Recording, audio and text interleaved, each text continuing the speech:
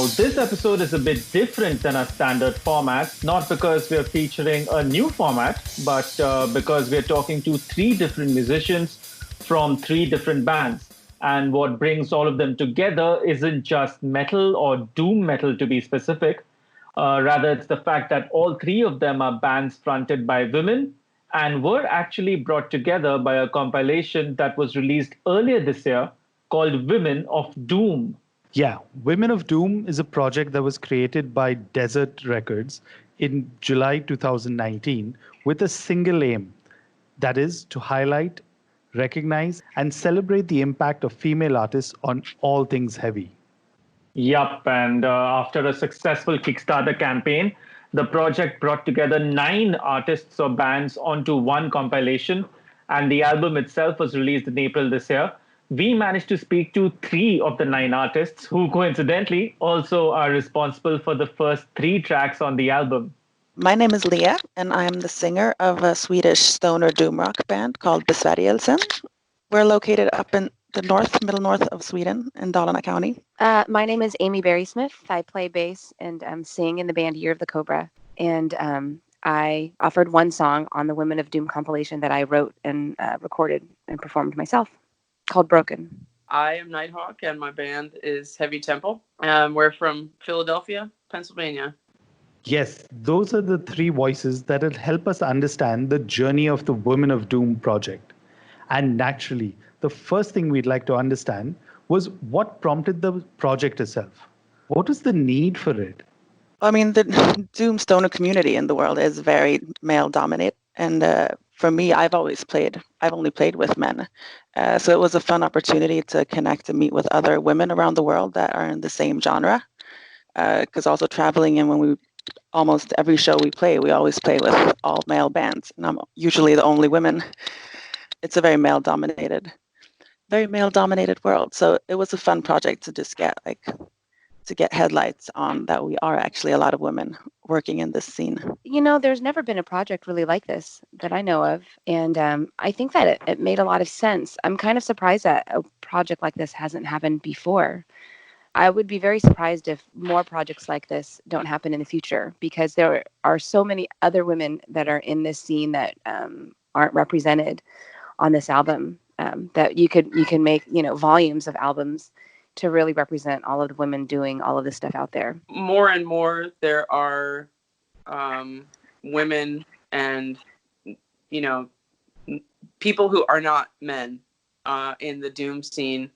And I think that Jad and Brad really wanted to highlight the fact that there are those people that exist. Not that people didn't already know that, but just really sort of underline the fact that there are a lot of really great musicians who are making music and just, kind of deserve to have that pushed in the narrative a little bit. All right, so here's what we pieced together. The project was the brainchild of Brad Fryer, who runs Desert Records. He enlisted the help of Jad Schickler from Blues Funeral Records, based out of New Mexico. And together, the duo were reached out to by the artists of bands you hear on the compilation. We were invited in through the record company Blues Funeral that started the Kickstarter campaign for this. Yeah. We released an album on the Post-Wax series last year with them. So that's kind of how we got into knowing these people. And then they asked us if we wanted to join in. And we just thought it was a great project from the start. So it wasn't really a question of if we wanted to. Like we were really excited to contribute. Brad contacted me pretty early on, right when he kind of had the idea of putting it together. And he wanted me to, or he asked me to contribute a song. I thought it was a really good idea. But another part of me was like, well, I don't know. I don't like singling out just a specific gender. We don't have Men of Doom or anything, So part of me was, was like, wow, is it necessary? But then I thought, I guess I think it is necessary. There are a lot of women out there, and, perhaps people aren't really paying them as much attention. I mean, and I guess it's true. It's hard to say. I play these festivals in, Europe, and, sometimes there's only one or two bands with women in it. You know, I find that I'm one of the very few women that are backstage. But is it because there aren't enough women out there doing it, or just you know, the percentage of women that are playing in these bands are so much smaller that it's, you know, more representative when you play these, you know, these festivals? Does that make any sense? So anyway, back to this project. I just really I thought it would be really fun to see what to get all of these women kind of together, you know, on a compilation would be. So I was really excited to write a song and to contribute it. There were a couple of people who had tagged me on Instagram when they first announced that they were doing this, and I didn't really think anything, you know, it seemed to me like everything was above board. So I reached out and asked if we could be a part of that after I saw that a couple of bands that we've played with and some friends of ours were going to be on it. Based on the, you know, the press material that had been released, and then my further conversations with the guys who are putting this thing together, it seemed pretty obvious to me that there was no, how do I put it, that they did want to be allies and they wanted to help.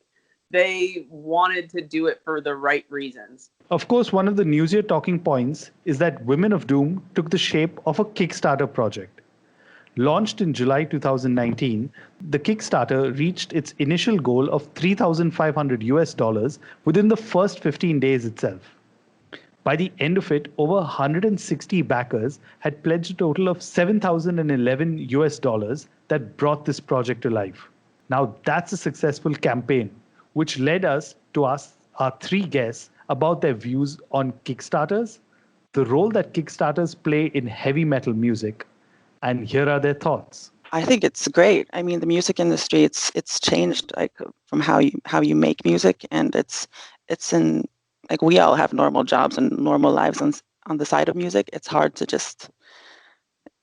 be a musician now. You don't just like get lots of money from a record company to make an album. So I think Kickstarting is great. It's a great way for fans to be involved in the process and to support artists. And yeah, I think it's great. More bands should definitely use it. Honestly, I don't really like crowdfunding. You know, I understand why they need to do it, and I appreciate it. And I do believe that it had, you know, it was a major reason why this album was even able to come together. So I do appreciate them doing it, but I don't personally really like doing I don't like asking people for money. I like, you know, just working hard and making it myself. I don't know. Is that wrong?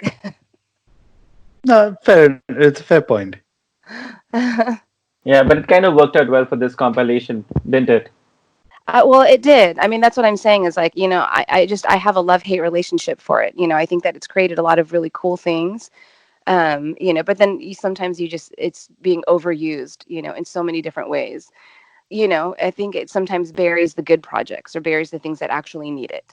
Obviously, there are certain Kickstarters that I don't really need to be Kickstarters. But I think with something like this, you're putting something in and you're getting something back. I think that sometimes that the model for that, as far as bands releasing stuff, could be refined. You know, it costs money to print vinyl. All of the profits are being split equally. So it is important to get that funding. But I think it also allows you to see like who really supports what, and might give you a better idea of how you can reach out to your audience, because it's really important to make a personal connection with people. So you can see, I think, based on you know, how people are donating, what you can change, what you can keep, how you can better interact with people who are, for lack of a better term, are interested in your product, because it is a product. I don't want it to sound so corporate. Now, the other big talking point from Women of Doom is definitely the fact that this compilation makes a huge statement. The message here is one of inclusivity and to shine a light on gender equality. Now, here at Horns Up, we believe that the metal community is largely an inclusive one, but still, we had to ask our guests to help us understand the gender bias that they've faced or have observed as women in metal. Well, I guess for like the heavy music scene overall, it's very macho. It's very built on stereotypes of, the hard, masculine, satanic, evil kind of like we play evil music. Maybe a lot of people associate women in music with being sexy or with being girly or being like not as heavy and hard. And it's not true. We got big dick energy too. Completely. Yep. The kind of music that's on this compilation sort of definitely helps attest to that. Yeah. And it's nice to see that's a different, like all the different kinds of takes of doom and stoner metal. A lot of people think that it's only one thing, that it's just slow and it's one chord just like playing repeatedly. But I think this compilation really shows that it has a lot of different nuances that we all like listen to it in different ways, and we have different parts of doom that we like. And I think this record is a really great way of showing that. Gender bias is a funny thing to me, I guess, in particular, because I try to not look for it. You know what I mean, in life. Because I just, I've been playing music for my entire life. My goal has always been to just kind of put my head down and work and not worry about how other people view it or view me or even consider me as, a female or, a minority. I'm Asian. So I try not to let it affect me. And I purposely don't look for it because I don't want it to, sideline me in any way where, I'm thinking more about that than anything else, if that makes any sense. And then, when I view music or art or whatever, my goal is always just to view it in and of itself, regardless of who's playing, whether it's a woman or a man or, a child, you know what I mean? Just kind of view it with like blinders on, in a sense. And that determines whether I like something or not. It has nothing to do with who's in the band or what gender they are. More recently, I haven't personally encountered that, but in my career as a musician, I certainly have. Carrying in gear, I've been asked if I'm in the band. I always appreciate it when someone wants to help, but you can kind of tell when it's like, oh, do you need help carrying that because you can't possibly be carrying that as a woman type of thing. And it's, I've loaded in and out an 810 bass cab by myself more times than I can count. So, or just referring to a band as female fronted, or even making mention of the fact that there is a female in the band. It's just, I think it's sort of a non-value added descriptor that we give. And it's not even necessarily a conscious thing that people do. It's something that's outside of the norm. So we just kind of want to assign a value to it, but it's not always necessary. I know there are a lot of people out there also who not just musicians, but journalists. And I have a friend she owns a label that put out our tape, and those people get all kinds of nonsense just for implying that women should be empowered in the music scene. So, I think, like I said, I do think sometimes it's an unconscious or subconscious thing that we do. But if people could just, be a little bit more aware of how they're describing things or what they expect when they meet a woman, it's like, she could be in the band. She doesn't just have to be there to like be someone's girlfriend or just going to a show, So what was the larger message that this compilation aimed to deliver? Music is for everyone. It shouldn't have to be women of doom. Like, it shouldn't have to be this gender thing, but unfortunately it is, because the world is what it is. But I think it just shows that like we're to be counted with. We're not. Like, doom is for everyone. Heavy music is for everyone. I mean, I think it's mainly just that women are out here and we're all, we're writing beautiful music and heavy music and strong music, and, that it is just kind of showing the world kind of what we're all doing. Again, there are a lot of really good female bands out there, whether they're just female fronted or all women, or, there's a lot of really good stuff out there. And I think it's nice to shine a light on it. Yes, you're highlighting the fact that there are, women and non-binary and non-male musicians out there. I'm kind of hoping that through that, it can be normalized so that it doesn't have to be a discussion anymore. So eventually you don't have to put out a Women of Doom compilation. It could just coincidentally be a compilation that happens to have bands that all have female members, you know? And what were the expectations from this project on a personal front?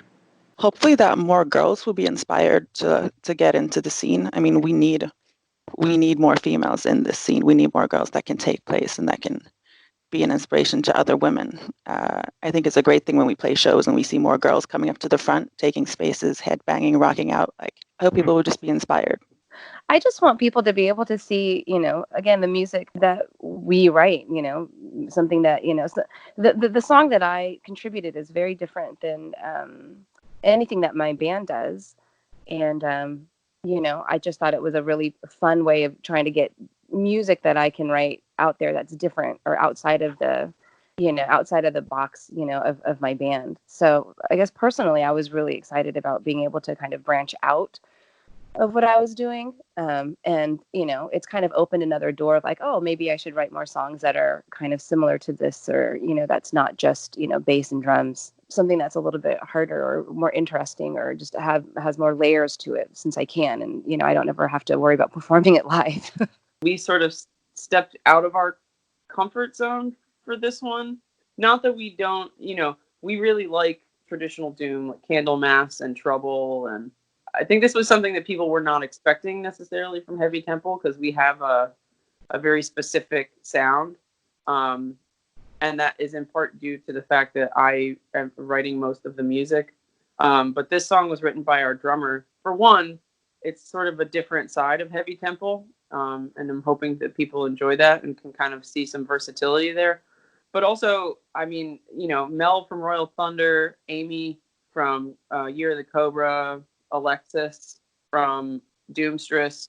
We've played shows with them or are friends with them, and I enjoy sort of being in solidarity with all of these other musicians that I respect, and being on something like this together it's a nice personal achievement, even though I certainly wasn't the only one involved, Finally, this sort of project immediately translates to the live setting. But of course, then came coronavirus. Here's what our guests had to say when asked if there were any plans to bring Women of Doom to a concert venue near you. At the moment, it's kind of hard to see what the fuck is going on because no one really knows. But yeah, it would be amazing to be able to tour on this and to take it further and like to take it out to the actual fans. I mean, the response has been really good, and it would be great to actually meet everyone and play the songs together and jam together. And we're kind of sick of staying at home at this point. It would make a lot of sense to do that. I don't know if it would be possible for all of the bands, because that would be just a lot of moving parts, and all of the musicians are doing all these different things and touring, and it's kind of hard to get everybody in the same room at the same time. But it would be an interesting idea. Some of the guys that put this together also have a festival called Monolith on the Mesa. Several of us were supposed to be playing. And I believe that there was going to be sort of a Women of Doom evening, maybe. I certainly would love to do something with everybody on the compilation. But assuming that we're allowed to leave our houses again, I would definitely like to see something like that happen. I think it would be awesome. So that was our feature on the Women of Doom. Now, it isn't a horns up conversation without some music. So we've got all three tracks and a little more conversation with all our three guests, starting off with Besvärjelsen and their song, A Curse to be Broken.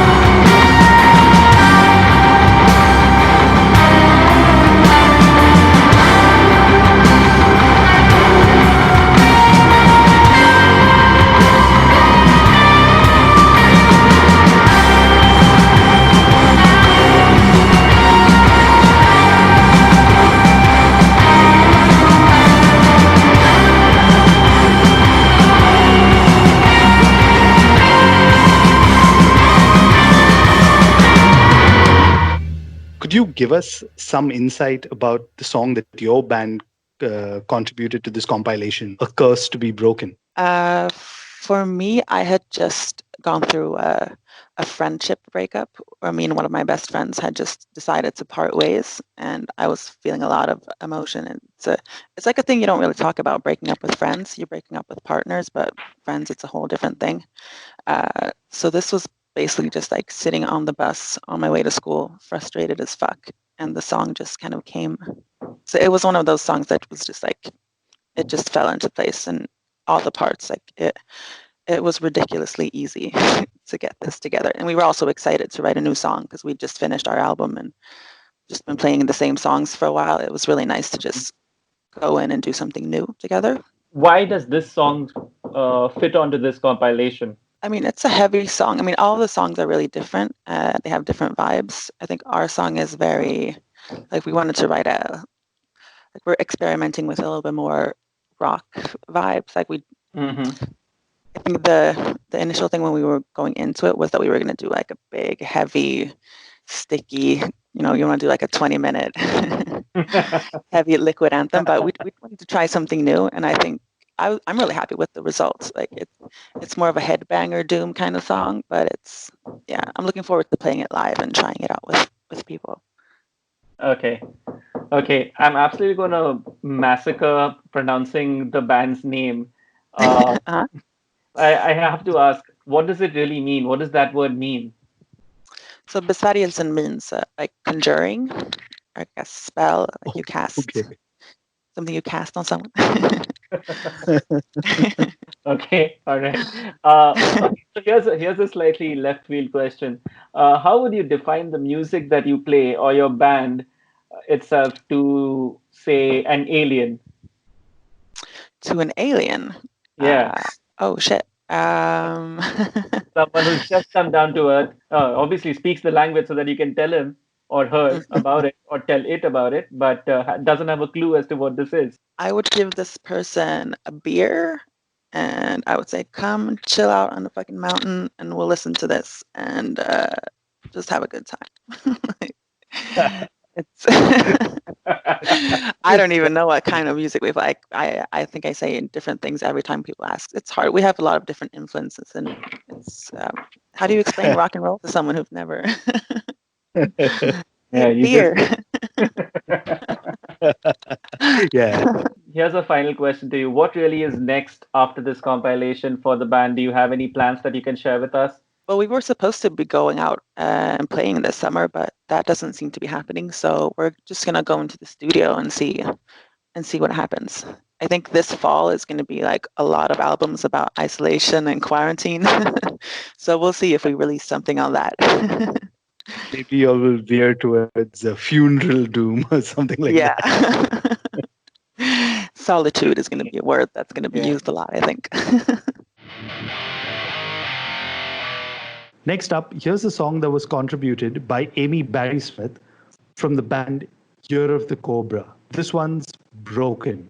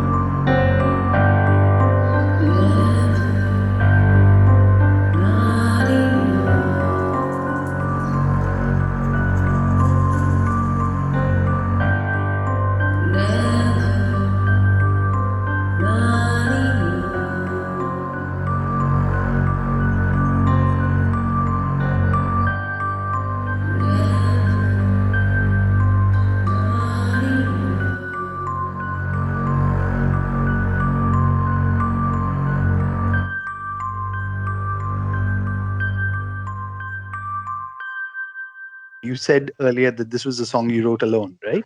Yes.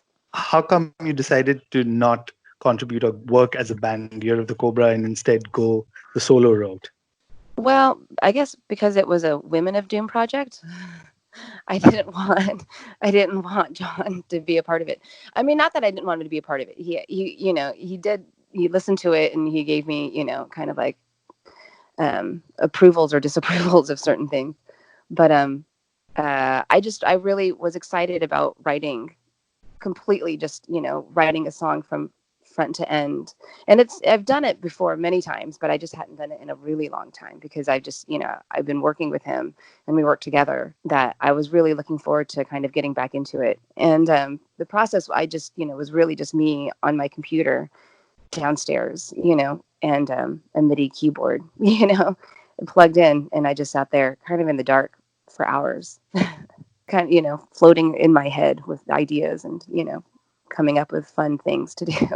The plan was to, for me to write a demo, and then I was going to go into the studio to re-record it. But the demo ended up being something that we all really liked. So that ended up being the song. I must say that the Broken is a very haunting and yet so heavy and at the same time melancholic tune. Mhm. What was your vision as such for the song? That really was it. I really wanted to write something that was very like was very melancholy and like dark. That was really the idea. I mean, exactly what I wrote was, I knew I wanted to write something on the piano that was keyboard based and not based on the bass guitar. I wasn't sure if I was going to add in some bass guitar. Those were all possibilities, but I wanted to write it's something really based around the piano. And so, as soon as I wrote that, the main riff in the song, and it just kind of drones on and on. It was pretty easy from there. But that was exactly what I wanted. I want something very slow that was really kind of personal sounding. That was, you know, I don't. It made you kind of sad, but yet it's very pretty, but kind of uncomfortable, in a way. So that was really. Let's shift base and talk about Year of the Cobra for a bit. How would you define the music that you play or your band Year of the Cobra as such to a literal alien, to somebody who's stepping foot on the planet for the first time, can speak the same language but doesn't have a clue as to what to listen to? Oh my God. I don't know. I'm so bad at this. I don't know how, like, uh I mean, I guess obviously drum and bass, it's melodic. The vocals are very melodic, but the bass is really heavy. Um it sometimes shifts from, really beautiful, again, like haunting sad songs to, really fast driving songs that have a lot of aggression in them. I can't say that I would know, like, I don't know if there's a specific genre that we fit into, because I really just don't think that there is right now. I can't, I don't think we specifically fit into doom or specifically into stoner. We're just kind of all over the place. I guess that would be my best kind of explanation to somebody who doesn't really know. It's really difficult. I find like describing like paintings or books or anything like that. I have a hard time putting them into words. I don't know how to describe them. It's just all like a feeling to me, like it's hard to describe, it makes me feel like this, and that's kind of how I view these things. The recent post of yours on social media mentions that you were using this quarantine time to write some heavier and meaner tunes, and that's a quote. Could you help Yeah. us understand really what's next for the band as such? I think that what we really want to be able to do is expand what we're currently doing, so which means including more instruments and finding ways to play them as a two piece. I think that actually writing the song for the Women of Doom project really was really fun. So I kind of want to write more stuff that's similar to it. I've just kind of been playing in that little area right now. um, but then going, okay, well, how do we incorporate this style of music in with Year of the Cobra, and how do we, like, what are we going to do, and how do we perform something like this that is really really multi-layered, um, with only two people. So, our goal is just to really kind of expand even more than, from what we were doing. I think our last album, Ash and Dust, did that pretty well with some of the songs. And so we're going to go, once we start going into the studio and start playing it together, then we kind of will have a better view of it. Everything, even when it's just kind of recorded as a demo phase on the computer, you don't really know what's going to become of it until we get it, loud with the bass and with all of the pedals, because bass changes things, that if you play it on a guitar, it doesn't always represent itself properly on a bass guitar. And finally, here's the track that greets you as soon as you press play on the Women of Doom compilation. This one's by Heavy Temple, and it's called Astral Hand.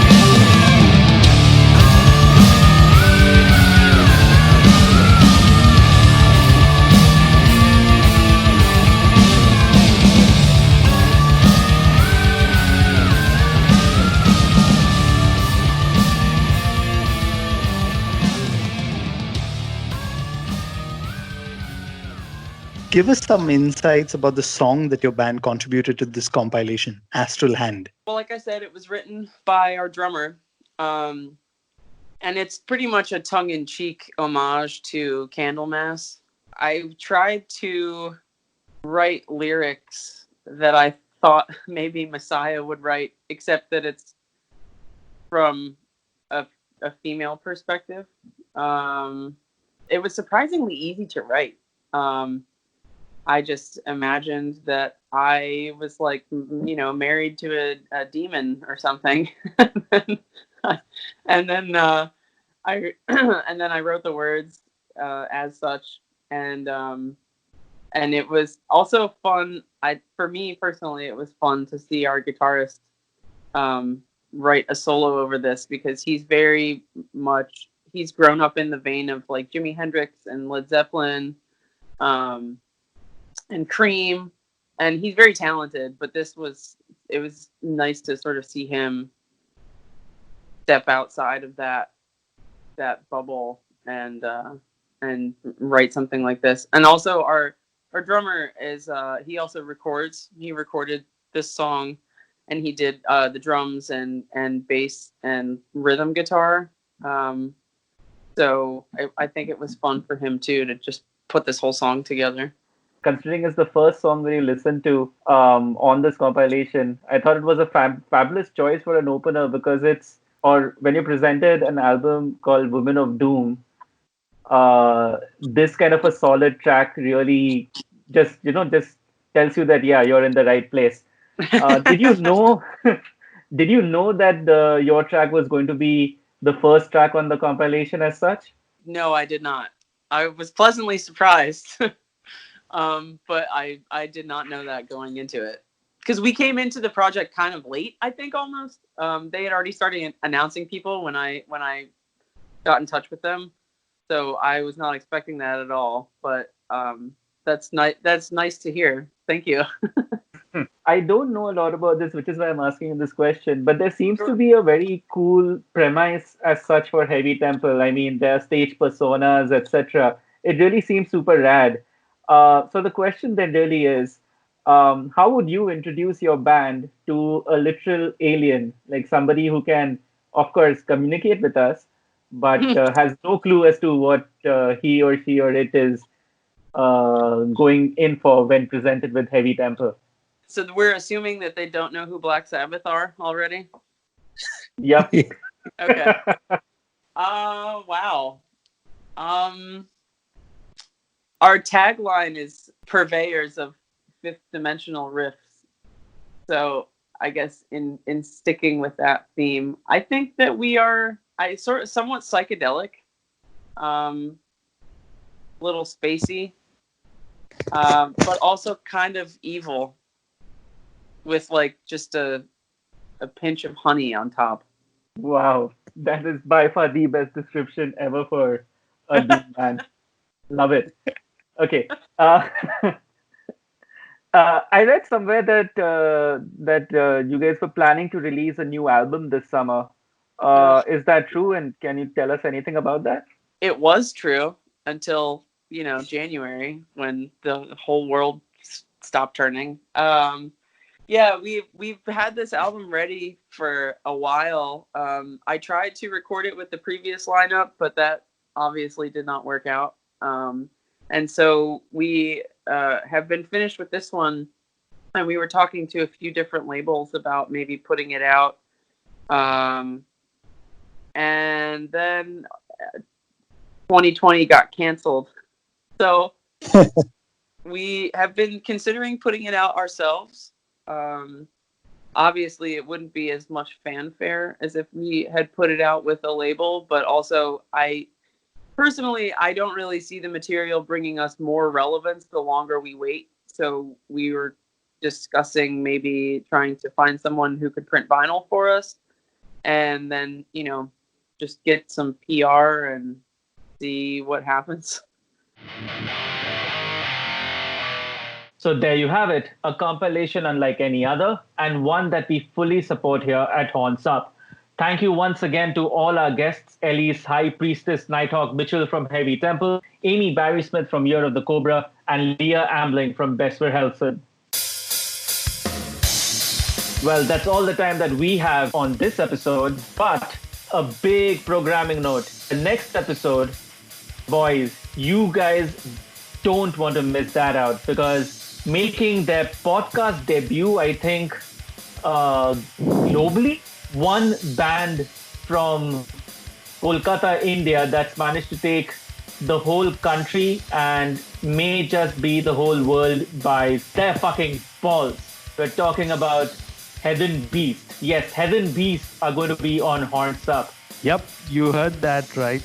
The one and only, the band that everyone is trying to figure out who the hell they are. But yeah, I'm really excited and I'm really glad to finally get them on the podcast. We've been talking about them for a while now. We've all heard their music, so we finally get to hear straight from them. Yep, that's something to look forward to. That's coming up next Monday. Are you excited? Let us know if you are. Reach out to us. We're at hornsupod.com. You can also reach out to us on Twitter. We are at hornsupod. I'm at Asmoani. And I'm at Trend Crusher. Till next time, Horns Up. Horns up, guys.